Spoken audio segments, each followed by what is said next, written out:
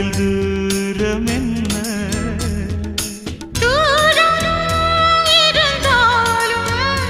உன்னை தொட வேண்டும் கை நீட்டினானே காலம் கடந்தாலும்